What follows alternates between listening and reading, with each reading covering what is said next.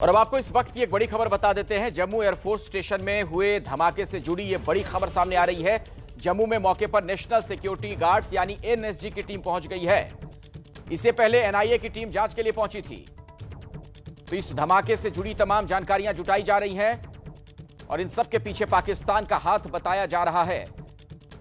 पाकिस्तान जिस तरीके से जम्मू कश्मीर में एक बार फिर से चुनाव को लेकर बातचीत शुरू हो गई है, उससे घबराया हुआ है, परेशान है और ऐसी हरकतें कर रहा है।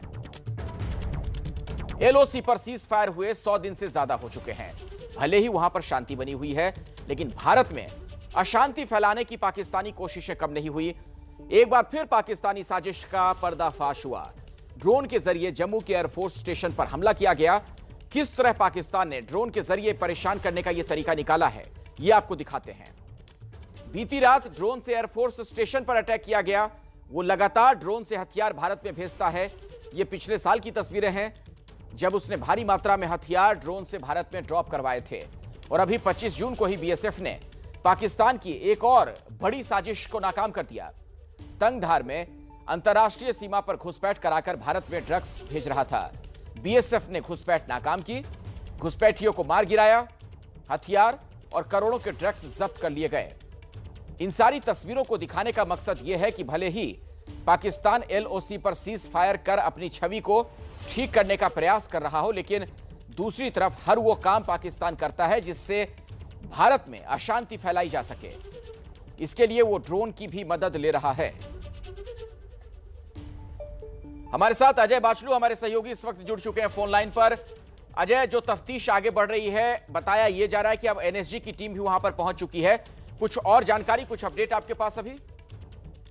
जी, लगातार यहाँ पर आज सुबह से अगर आप घटनाक्रम देखें अखिलेश, तो शुरुआती जांच जो है वो जम्मू कश्मीर पुलिस ने की थी। उसके बाद यहाँ पर जो है एनआईए की टीम्स आई थी और उसके बाद जो एयरफोर्स की स्पेशल फोर्सेस की टीम्स हैं वो पहुंची हैं। लेकिन अब इस जांच में नया खुलासा ये हुआ है कि एनएसजी की टीम्स यहाँ पहुंची हैं। करीब 2 गाड़ियां जो है एनएसजी के कमांडोज की और अधिकारियों की यहाँ पहुंची हैं। और लगातार अब जिस पाकिस्तानी एंगल की बात एबीपी न्यूज कर रहा है कि पाकिस्तान एक तरफ जहाँ सीमा पर शांति की बात कर रहा है, लेकिन वहीं पर अगर हम अंदरूनी इलाकों की बात करें, वहां पर ड्रोन के जरिए इस तरह से अपनी नापाक साजिशों को अंजाम देने के फिराक में रहता है। तो इसी नापाक साजिश का पर्दाफाश करने के लिए भारत भी कोई कदम जो है नहीं छोड़ना चाहती और इसी के चलते अभी जो है एनएसजी की टीम्स को भी बुलाया गया है, जो ताकि जो पहले से इस हमले की जांच चल रही है उसमें सहयोग हो और उसका दायरा बढ़ाया जाए। जी अजय, क्या इस बारे में भी जांच पड़ताल होगी कि जो इतना संवेदनशील ये इलाका है, यहां तक आखिर ये ड्रोन कैसे पहुंच जाता है,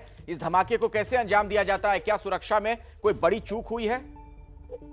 देखिए, इस हमले से जुड़ी हर एक पहलू की जांच होगी। जांच सिर्फ ये नहीं होगी कि ड्रोन कहां से आया, जांच इस बात की भी होगी कि ड्रोन किसने उड़ाया, भी होगी कि ये ड्रोन कहां से आया गया, किसने उड़ाया और ये ड्रोन आखिर उन तक पहुंचा कैसे।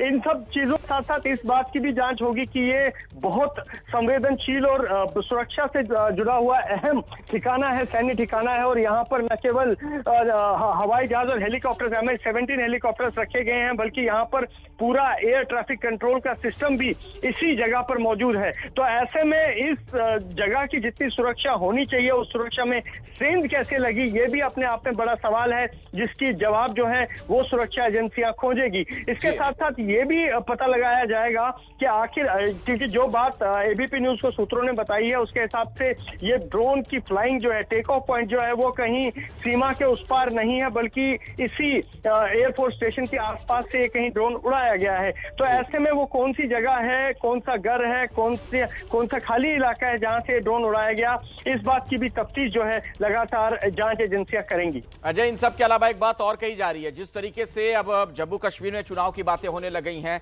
जिस तरह से प्रधानमंत्री की अध्यक्षता में ऑल पार्टी मीटिंग हुई, इससे पाकिस्तान बहुत घबराया हुआ है, डरा हुआ है और इस वजह से भी ऐसा लग रहा है कि अब इस तरह की साजिशें वहां बुनी जा रही हैं।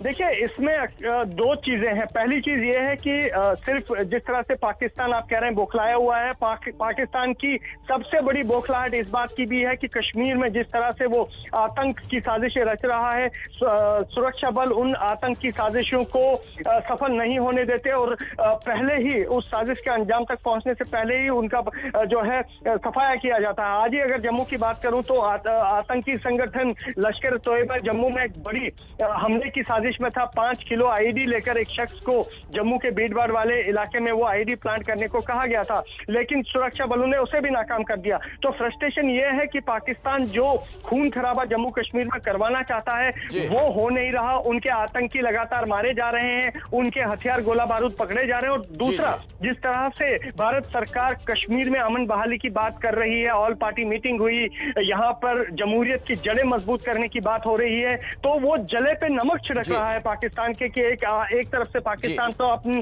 साजिशों को अंजाम नहीं दे पा रहा। अजय, आप जो पूरी जानकारी दे रहे हैं उसके अलावा आज आप जब वहां पहुंचे थे मौके पर तो वहां से आपने एक रिपोर्ट भी भेजी, हम दर्शकों को जरा दिखा देते हैं कि उस रिपोर्ट में क्या है। मैं इस समय जम्मू के अति संवेदनशील और अति सुरक्षित माने जाने वाले जम्मू एयरफोर्स स्टेशन के बाहर हूं। इसी एयरफोर्स स्टेशन में जम्मू का हवाई अड्डा भी आता है और लगातार ये एयरफोर्स स्टेशन रविवार सुबह से ही सुर्खियों में रहा है। दरअसल इसी एयरफोर्स स्टेशन में शनिवार और रविवार की दरमियानी रात 2 धमाकों की आवाज़ सुनाई देती है। करीब 2 बजे के आसपास ये 2 धमाके होते हैं और जैसे जैसे दिन चढ़ता है वैसे वैसे खबर ये आई है कि इस एयरफोर्स स्टेशन में जो 2 धमाके हुए हैं उनको अंजाम देने के लिए ड्रोन तकनीक का इस्तेमाल हुआ है। जैसे ये धमाके होते हैं, सुबह होते होते यहाँ पर सुरक्षा एजेंसियों के कान खड़े हो जाते हैं और चाक चौबंद सुरक्षा एजेंसियां लगातार जम्मू के इस एयरफोर्स स्टेशन का रुख करती हैं। शुरुआती जांच यहां पर जम्मू कश्मीर पुलिस करती है, जिसके बाद एनआईए की टीमें लगातार पिछले कई घंटों से इस एयरफोर्स स्टेशन के अंदर जांच में जुटी हुई है। उसके बाद एयरफोर्स की स्पेशल टीम्स जो हैं, स्पेशल टीम्स यहाँ पर आती हैं और यहाँ पर वो लगातार स्पेशल फोर्सेस जो एयरफोर्स की हैं वो भी इस जांच का हिस्सा बनती हैं। इसके बाद रात होते होते रविवार रात को इस एयरफोर्स स्टेशन में एनएसजी की टीमें भी बुलाई जाती हैं और लगातार इस जांच का दायरा अब बढ़ा दिया जाता है। बताया ये जा रहा है कि इस ड्रोन के निशाने पर इस एयरफोर्स स्टेशन का वो टेक्निकल एरिया था जो इस एयरफोर्स स्टेशन का सबसे महत्वपूर्ण इलाका है। जम्मू एयरफोर्स स्टेशन पर जो धमाका हुआ है उसमें खुलासा हुआ है कि उसने अपने असली टारगेट्स को मिस कर दिए, यानी टारगेट कुछ और था और वो कहीं और जाकर गिरे। अगर ये अपने असली टारगेट्स पर गिरते तो बड़ा नुकसान हो सकता था।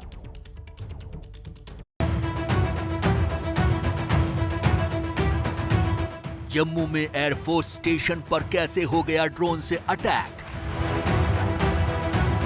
क्या भारतीय सैन्य ठिकानों पर यह किसी बड़े हमले की टेस्टिंग थी? आखिर ड्रोन हमले की भनक इस बेहद सुरक्षित सैन्य ठिकानों को क्यों नहीं लगी? इनके जवाब इसलिए जरूरी हैं क्योंकि सवाल देश की सुरक्षा का है। इनके जवाब इसलिए जरूरी हैं क्योंकि सवाल देश की सुरक्षा में लगे हमारे जवानों का है। इनके जवाब इसलिए जरूरी हैं क्योंकि सवाल भारत के सम्मान का है। जिस इलाके में एयरफोर्स स्टेशन परिसर के जिस इलाके में ये धमाका हुआ उसे टेक्निकल एरिया कहा जाता है। टेक्निकल एरिया वो इलाका है इस एयरफोर्स स्टेशन का जहां पर बहुत महत्वपूर्ण एसेट्स इस एयरफोर्स स्टेशन के रखे हैं। उन एसेट्स में हैंगर्स हैं, उन एसेट्स में MI-17 हेलीकॉप्टर्स हैं, उन एसेट्स में ATC की बिल्डिंग है और कुछ अन्य महत्वपूर्ण एसेट्स जो यहाँ पर हवाई निगरानी के लिए एयर कंट्रोल ट्रैफिक जो है उसकी निगरानी, और साथ साथ में क्योंकि ये पाकिस्तान से लगता हुआ बॉर्डर है और पाकिस्तान लगातार सीमा से ड्रोन उड़ाने की साजिशें कर रहा है, ऐसे एयर एक्टिविटीज़ को डिटेक्ट करने के लिए यहाँ पर इक्विपमेंट लगे हैं। तो अगर ये मूवमेंट्स हुई हैं हवा में और ड्रोन पहुँचे हैं तो वो कंट्रोल में जो उस समय लोग बैठे थे उनकी नज़र में ये क्यों नहीं आया? छत में ये जो छेद आपको नजर आ रहा है वो इसी हमले का सबूत है। अब आप सोचिए कि जब करीब 4 इंच मोटी कंक्रीट की छत का ये हाल हुआ है तो अगर ये हमला भीड़ भाड़ के बीच किया गया होता तो क्या होता? खुफिया एजेंसियों के मुताबिक इस हमले का पहला टारगेट एयर ट्रैफिक कंट्रोल था। दूसरा टारगेट था करीब ही पार्क किए गए वायुसेना के MI-17 हेलीकॉप्टर्स। दोनों टारगेट पर हमला करने में नाकामी मिली। जानकारी के मुताबिक एक ड्रोन में करीब 5 किलो TNT विस्फोटक था, दूसरे ड्रोन में इससे कम वजन का विस्फोटक मौजूद था। अभी तक माना यही जा रहा है कि हमले में ड्रोन का इस्तेमाल हुआ है। वैसे भी पाकिस्तान पिछले लंबे वक्त से भारत के खिलाफ इसी तरह के ड्रोन्स का इस्तेमाल करता आ रहा है। लगातार पाकिस्तान जो है वो अंतर्राष्ट्रीय सीमा और LOC से लगातार ड्रोन उड़ा रहा है और इस बाबत जो सुरक्षा एजेंसियां हैं उन्होंने लगातार इस बात की पहले से चेतावनी दे रखी थी कि पाकिस्तान अंतर्राष्ट्रीय सीमा से न केवल हथियार और गोला बारूद ट्रांसफर करने के लिए, उन्हें इन्फिल्ट्रेट कराने के लिए ड्रोन का इस्तेमाल कर सकता है, बल्कि आतंकी इन ड्रोन्स का इस्तेमाल किसी धमाके को या किसी सुरक्षित बिल्डिंग्स को या सैन्य ठिकानों को निशाना बनाने के लिए कर सकते हैं। तो ऐसे में इतने बड़े अलर्ट को नजरअंदाज कैसे किया गया? रात के करीब 2 बजे पहला हमला एक इमारत की छत पर हुआ, दूसरा खुली जगह में हुआ। हालांकि हमला हल्का था, लेकिन इससे इसकी गंभीरता को कम नहीं आंकना चाहिए। जांच के लिए NIA की टीम यहां पहुंची। इसके अलावा पूरे इलाके में सर्च ऑपरेशन भी किया जा रहा है। चूंकि मामला बेहद संवेदनशील है, इसलिए जांच की जिम्मेदारी स्पेशल फोर्सेस को भी दी गई है। इस तरह के हमलों और इससे जुड़ी जांच में स्पेशल फोर्सेस के ऑपरेटिव्स बेहद माहिर हैं। स्पेशल फोर्सेस की पूरी टीम अपने साजो सामान के साथ यहां पहुंचकर जांच शुरू कर चुकी है। हमले के बाद पूरे जम्मू कश्मीर में हाई अलर्ट घोषित कर दिया गया है, जिसके बाद जम्मू पुलिस को लश्कर के एक आतंकी के पास से करीब 5 से 6 किलो IED बरामद किया गया। ABP न्यूज से बात करते हुए जम्मू कश्मीर के DGP दिलबाग सिंह ने बताया कि लश्कर की बड़ी आतंकी साजिश नाकाम। भीड़ वाले इलाके में धमाके की साजिश थी। एयरफोर्स स्टेशन में हुए धमाके में ड्रोन के इस्तेमाल का शक है। डिफेंस एक्सपर्ट्स ने भी इस हमले को बेहद गंभीर माना है। उनके मुताबिक ये बहुत बड़ा थ्रेट है। इससे निपटने के उपाय फौरन किए जाने चाहिए। कल रात पाकिस्तान के द्वारा जम्मू एयरबेस के ऊपर एक ड्रोन अटैक हुआ है। ये काफ़ी से ज़्यादा चिंताजनक और गंभीर इशू है। मेरे मुताबिक it's an act of war by Pakistan. बड़ा लाजमी है कि हिंदुस्तान इसका मुंह तोड़ जवाब दे, बिल्कुल उसी माफिक जैसे पुलवामा और उरी के बाद दिया था। FIR लॉन्च कर दी है UAP के अंदर और इन्वेस्टिगेशन ऑलरेडी ऑन। समय बताएगा कि वास्तव में क्या करेगा हिंदुस्तान। जो एयरपोर्ट है वो बहुत ज़्यादा सेंसिटिव और बहुत सिक्योरिटी वाला एयरपोर्ट है। इसके और एफओ स्टेशन उसे मैन करती है। इसके अंदर ये ब्लास्ट होना मतलब ये शायद एक बड़े हादसे की खतरे की घंटी भी हो सकती है, लेकिन अच्छा है कि ये लो इंटेंसिटी ब्लास्ट है और हमारे सिक्योरिटी फोर्सेस ये बहुत ज़्यादा सजग हैं। सुरक्षा एजेंसियां भी इस हमले को बहुत ज्यादा गंभीरता से ले रही हैं, लेकिन सवाल वही है कि आखिर इतनी बड़ी चूक कैसे हो गई? ड्रोन से हमला किया गया और किसी को खबर तक नहीं हुई। संवाददाता अजय बाचलू की रिपोर्ट। तो जम्मू एयरफोर्स स्टेशन पर देर रात 2 धमाके करके पाकिस्तान और उसकी सेना और ISI की शह पर पलने वाले आतंकवादियों ने भारत के खिलाफ एक हिमाकत की है। भारत इसका जवाब देने की ताकत भी रखता है, हैसियत भी है, क्योंकि भारत की सेना इन इक्का दुक्का ड्रोन से ही नहीं बल्कि बड़ी से बड़ी तादाद के ड्रोन अटैक का जवाब देने की काबिलियत इसी साल सिद्ध कर चुका है।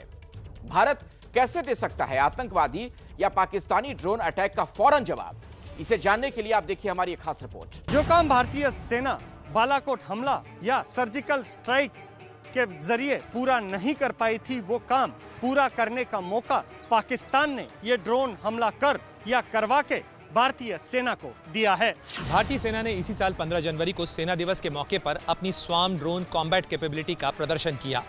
यानी भारतीय सेना एक साथ 75 ड्रोन को उड़ाकर किसी भी हमले को नाकाम करने की क्षमता रखती है। साथ ही कोशिशें जारी हैं कि इस काबिलियत को बढ़ाकर एक साथ 1000 ड्रोन के संचालन तक ले जाया जाए। दुश्मन के इलाके में तकरीबन 50 किलोमीटर अंदर घुसकर अपने मिशन को एक सफल अंजाम देंगे।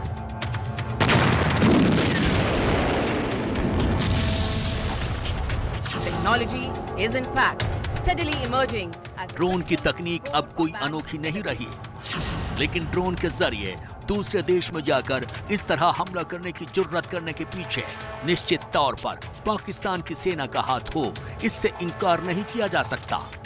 हालांकि यह हमला असफल रहा, लेकिन आतंकवाद का एक एक्सपेरिमेंट जरूर सफल हो गया है।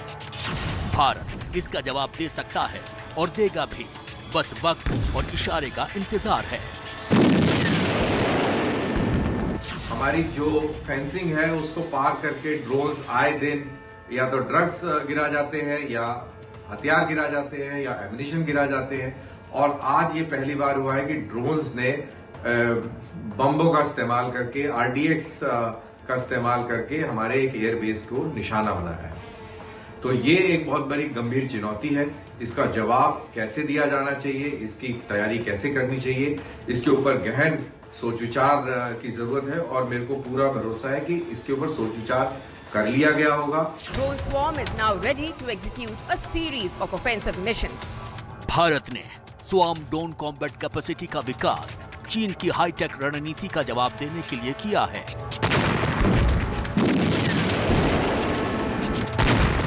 लेकिन अगर पाकिस्तान चाहता है कि भारत को इस ताकत का इस्तेमाल उसकी जमीन पर हाईटेक हो रहे आतंकवाद को खत्म करने के लिए करना पड़े, तो देश की सेना इसके लिए सक्षम है, क्योंकि ड्रोन के जरिए कोने कोने में घुसकर आतंकवाद का वैसा सफाया किया जा सकता है जैसा कि बालाकोट एयर स्ट्राइक और सर्जिकल स्ट्राइक से संभव नहीं हो पाया।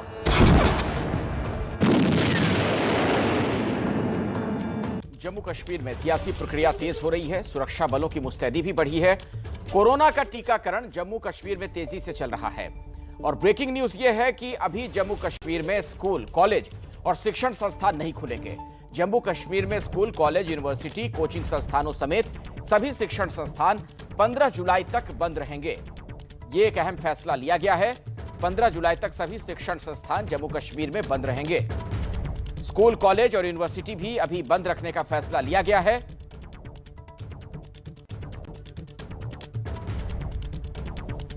और इस खबर से जुड़ी जैसे ही कुछ और जानकारी आएगी आप तक हम पहुंचाएंगे।